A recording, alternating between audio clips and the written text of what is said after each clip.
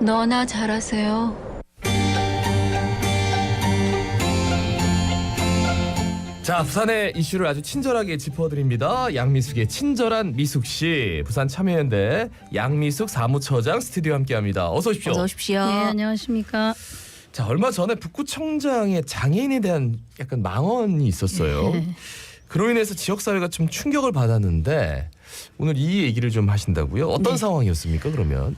지난 1월 17일 강서구청장과 함께 서부산 지역 현안 등을 공유하는 언론 합동 간담회가 열렸습니다. 그 간담회에서 발달장애인 평생교육기관인 부산 강서구 한솔대학 평생교육센터 운영 방향에 대한 질의와 응답이 이어지고 있었는데요. 예, 도중에 이제 강서구청장이 발달장애인 부모들은 평생 희생하며 살아간다. 부모들이 무슨 잘못이냐라는 이제 발언이 나오고 네. 예, 이어서 오 북구청장이 제가 있다면 안 나와야 되는데 왜 나왔노? 이런 발언을 하는 상황이 발생해 됩니다. 당시 주변에서 논란 기색이 드러나자 다들 입을 다물질 못했을 그렇죠. 것 같아요. 말을 이게 지금 예, 근데 그러면서 이제 말을 잘못했다 조심해야 된다고 또 상황을 바로 수습하기는 했습니다마는 되돌이킬 수 없는 상황은 발생해 버렸습니다. 이 공적인 자리에서 참. 예. 그 이후에 이제 뭐 어떤 태도를 보였습니까, 북구청장은? 이게 이제 1월 17일이 그랬고요. 네. 1월 22일 이번 발언으로 마음의 상처를 입은 모든 발달 장애인 가족들에게 진심으로 사과드린다라는 북구청장의 사과가 있었습니다. 힘든 여건에서도 자녀를 돌보는 장애인 부모들의 상황과 마음이 안타깝고 공감되는 마음에서 감정이 복받쳐 경솔한 발언을 했다며 발달 장애인 가족을 비하하려는 의도는 전혀 없었다고 해명했고 또 이날 오전에 부산 장애인 부모회를 직접 찾아가 사과문을 전달하며 사과의 뜻을 전하기도 했습니다. 예, 그리고 이제 장애인 부모회가 가진 기자회견에 현장에도 공식적으로 찾아가서 공개 사과를 하기도 했습니다. 그런데 또 한 방송과의 인터뷰를 해서 제일 좋은 방법은 발달 장애아를 안 낳는 것인데 그게 마음대로 안 되니까 안타깝다는 뜻이었다고 발달 장애를 폄훼하는 의도는 전혀 아니었다. 말이 헛나간 것이라 해명했는데. 이게 더 잠깐만요, 이상한데요, 지금. 이게. 근데 이게 지금 해명을 이렇게 한 아이고. 거예요? 예, 맞습니다. 근데 이 해명에도 이제 인권 감수성이 떨어지는 해명이라고 부모단체는 지적했고요. 존재 자체를 부정하는 말이고 선의도 연민도 아니고 오히려 부모의 가슴에 비수를 꽂는 발언이라고 비판했습니다. 발언이 논란이 되어서 해명을 했는데 다시 인권 감수성이 떨어지는 말을 했다는 것이 오히려 더 논란이고요. 장애인 부모의 마음을 더 힘들게 하고 있는 것입니다. 이 외에도 1월 23일 지역 장애인 단체와 면담하면서 장애인 복지 정책 추진 서약서와 북구 정책 협약서를 체결하기도 했습니다. 여기서 이제 5가지 정책을 임기 내에 추진하겠다고 했는데 네네. 사실 이런 정책들이 장애인들과 당사자들에게는 너무나 절실한 정책입니다. 네. 근데 이런 사태 이후에서야 나왔다는 점 네. 그리고 북구청장의 권한으로 그리고 그 임기 내에 할 수 있는지 의문이기 때문에 진정성 그리고 가능성이 좀 의문스러운 협약이라고 할 수 있습니다. 네. 본인이 실언이라고 해놓고 실언이면 그냥 죄송합니다. 제가 맞습니다. 잘못 나온 예. 이야기입니다라고 하는데 그걸 또 해명한다고 이런 입에 담기도 좀 시민사회 반응도 네. 좀 있었을 것 같아요. 인터뷰도 하고 정당에서는 이제 성명도 내고 했고요. 그러면 부산 장애인 부모야 전국 장애인 부모 연대가 1월 24일 오전 북구청 앞에서 북구청장의 발달 장애인 망언에 대한 기자회견을 열었습니다. 근데 이제 기자회견이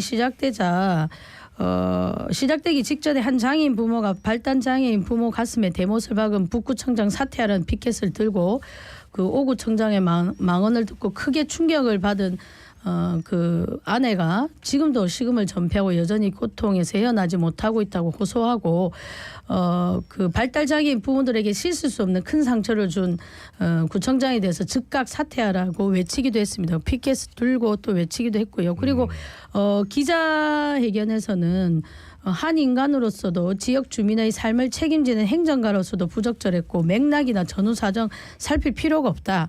말 자체가 잘못됐다고 아이가 태어나는 순간부터 고분분투해온 장애인 부모들에게 할 말이 아니었다고 비판을 했습니다. 물론 이제 이 기자회견에 북구청장이 나타나서 사과도 하고 했지만 또 뭐 옥신곡신하고 뭐 고성이 오가고 뭐 이런 상황이 발생하기도 했습니다. 네. 참. 그렇다면은 이 북구청장을 감시하고 견제해야 될 북구의회는 어떤 입장을 취하고 있습니까? 더불어민주당 소속 부산 북구의 의원 일동은 23일 오후 성명서를 통해 오 북구청장의 즉각 사퇴와 징계를 촉구했는데요. 이들은 성명서를 통해 생명과 장애에 대한 오 구청장의 처참한 인식 수준에 할 말이 없다며 오 구청장은 즉시 물러나고 국민에게 사죄라고 주장했습니다. 그리고 이어서 북구의 국민의힘 의원에게도 자당 구청장 감싸기에서 벗어나 국민들에게 사죄하고 지역 발달 장애인 인식 개선과 보호에 함께해달라고 촉구했습니다. 더불어민주당 북구 의원들이 구당 성명 참여 요청을 했지만 국민의힘 의원들은 성명 참여 요청을 거절하고 동참하지 않기로 했기 때문에 더불어민주당 의원들이 이런 뭐 부가 설명을 했고요. 네. 근데 이제 시민사회나 국민들 입장에서 보면 이게 이제 정치적인 문제는 아니지 않습니까? 네, 네. 그리고 북구를 견제하고 감시해야 할 똑같은 의회 소속이지 않습니까? 네, 네. 근데 자당의 구청장이라고 성명에 참여 못한다면 그러면 다른 일에서도 북구청장의 어떤 업무, 북구의 행정에서도 제대로 감시하고 있는지 네. 하는 우려의 목소리를 표하지 않을 수가 없는 것 같습니다. 그러니까 뭐 더불어민주당 소속의 북구의원들이 이렇게 입장을 취했고 네. 그럼 국민의힘 내부적으로도 좀 뭘 행동을 해야 될 것 같은데 어떤 입장입니까? 지금 국민의힘 부산시당 관계자는 이제 중앙당에서 예. 절차를 진행하고 있으니까 좀 지금 아무 의견들 내놓고 있지 않고요. 일단 시당 차원의 대응과 방법은 중앙당에 따라서 좀 하겠다는 입장인 것 같고요.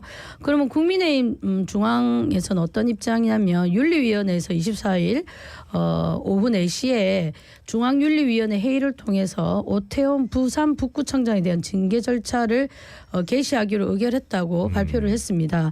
징계 사유는 당 윤리위원회 규정 제20조 제2호 윤리규칙 제4조 1항 위반으로 윤리규칙 제4조 1항 4호를 보시면 성별, 나이, 인종, 지역, 사회적 약자 등에 대한 편견이나 차별을 노골적으로 드러내는 은행을 해서는 안 된다고 명시하고 있습니다.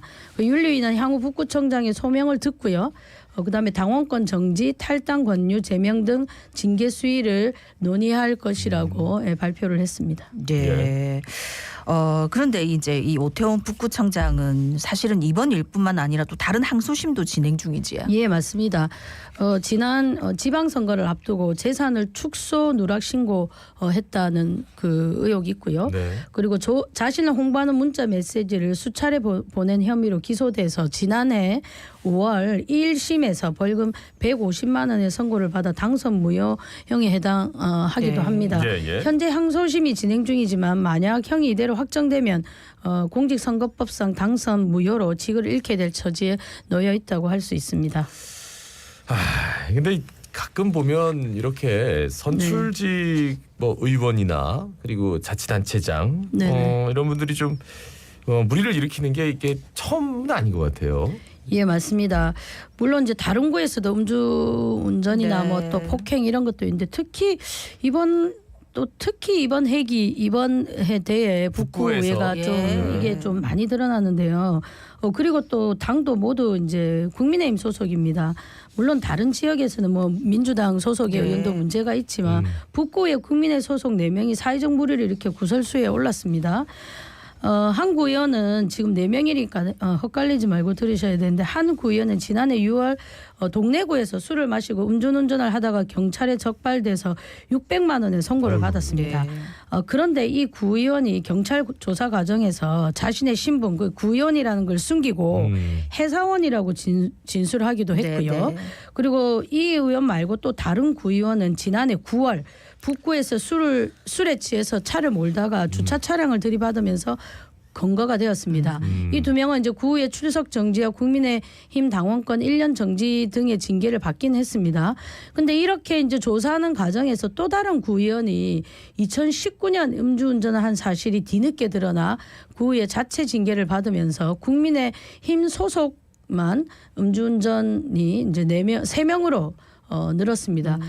그리고 네 번째 이제 뭐 이 네 번째 구의원 경우는 지난해 평소에 갈등을 빚던 다른 당 소속 동료 구의원을 가방 등으로 폭행했다가 벌금 400만 원을 선고받기도 했습니다. 근데 이게 이제 당시에 이제 북구 공무국의 출장 때문에 논란이 돼서 이제 서로 네. 이제 식사 자리에서 옥신곡신 하다가 이제 이런 상황이 벌어졌고 그러 뭐 이런 지금 4명이나 이렇게 네. 벌금을 받는 이런 상황입니다.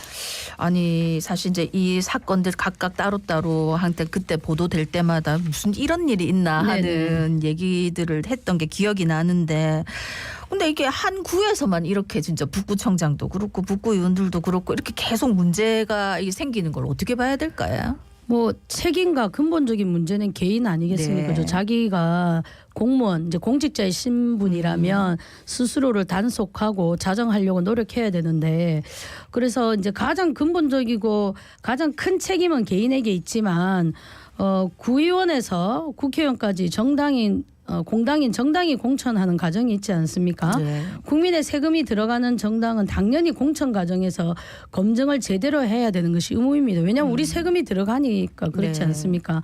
그리고 북구청장을 비롯해 국민의힘 7명 중에 가반이 넘는 4명이 수백만 원의 벌금을 받을 정도로 사회의 물의를 일으켰다면 공천 시스템과 과정에 문제가 있다고 봐도 네. 무방할 것으로 보입니다.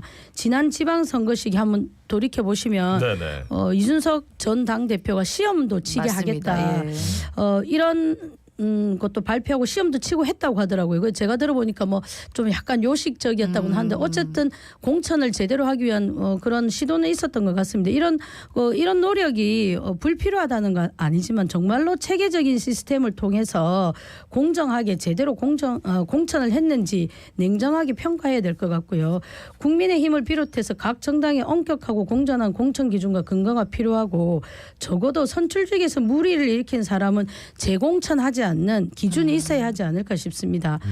그런데도 불구하고 그런 과정을 적절하게 잘 포장을 해서 걸러지지 않고 공천을 받아서 다시 당선이 된다면 근데 당선이 돼서 다시 물의를 일으킨다면 여기에 대한 엄정한 처벌이 있어야 되고요. 그렇게 할 때 우리가 구의 기체오해를 없애라는 이런 계속된 주장이 있지 않습니까? 네네. 국민들 사이에 이런 주장도 없어지고 국민의 신뢰를 받을 수 있다고 생각합니다. 예, 그리고 공천을 받고 선거에서 이기면 무엇을 하든 4년은 안전하게 보장받는다는 인식을 없애기 위해서라도 물의를 일으킨 선출직에 대해서 유권자가 책임을 물을 물론 뭐 주민 소환 이런 것들이 있지만 그건 너무 어렵지 네. 않습니까? 그래서 법과 제도로 좀 그런 규정 뭐 의회 규칙이라든지 윤리 규칙이라든지 이런 걸 좀 마련하면 좋겠다는 생각이 들고요. 근데 가장 중요한 것은 사실 시민, 국민들이 좀 제대로 된 자기의 권리를 행사해야 된다는 건데요.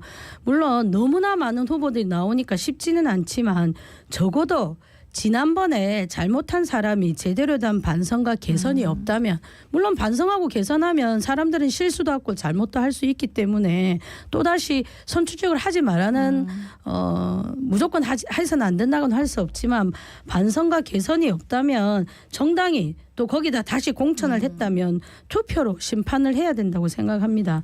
그것이 좀 우리 시민의 당연한 권리이자 또 권리일 뿐만 아니라 의무라고 생각을 하거든요. 이제 이런 것들이 안 되고 계속 반복되다 보니까 이런 분들이 당의 공천만 받으면 당선된다는 아주 안일한 생각으로 이런 공직 생활을 하고 있다라고 저는 생각하고 있습니다. 근데 제가 이제 잘 몰라서 한 게 네. 궁금한 게 이렇게 뭐 음주운전을 하고 뭐 싸우고 해가지고 받은 징계가 당원권 1년 정지 뭐 이런 건데 이거 사실 네. 우리 국민들 입장에서 봤을 때 그냥 자기한테만 불리한 거지. 그러니까 우리가 봤을 때 구의원 이게 뭐, 사퇴는 안 예. 하신 거예요? 그렇죠. 계속 예, 의원 예, 활동을 예, 하고 계시는 예, 예. 거예요? 그러니까 이게 무슨 징계인가 이런 생각도 들거든요. 예, 그리고 사실은 저는 이 음주운전을 하는 순간부터 그 출석 까지 모든 그 세비는 또 반납을 해야 되고요. 네. 이런 분들이 또 다시 공무국에 출장 가고 어디에 무슨 판공비를 받고 업무 추진을 받고 이런 것도 사실은 제한을 해야 된다고 그러니까 생각합니다. 세비를 반납해야 된다는 거는 지금 그렇게 안 하고 있다는 얘기지. 이제 출석 정지 동안은 받지 않죠. 예. 네. 그러니까 그만큼 그러니까 기초 의원이나 기초 단체장의 권한도 그리고 처우도 굉장히 많이 좋아졌거든요. 이전에는 뭐 그렇습니다. 돈도 안 줬단 그러니까요. 말이에요. 예, 무급이었습니다. 네. 예. 근데 그렇다면 이제 이 사람들의 책임을 물을 수 있는 제도도 예. 그만큼 이제 과도기를 지났으니까 예, 이제는 그렇죠. 좀 예. 고려돼야 된다. 확실하게 좀 말씀드리겠습니다. 여기까지 오늘 말씀 듣겠습니다. 부산참여연대 양미숙 사무처장이었습니다. 고맙습니다. 고맙습니다. 네, 고맙습니다. 자, 오늘은 노래로 좀 마무리를 할까 합니다. 타시아니의 경고. 예, 우리 마음입니다. 자갈치 아침에 18,334회 박상원이었습니다. 아나운서 김동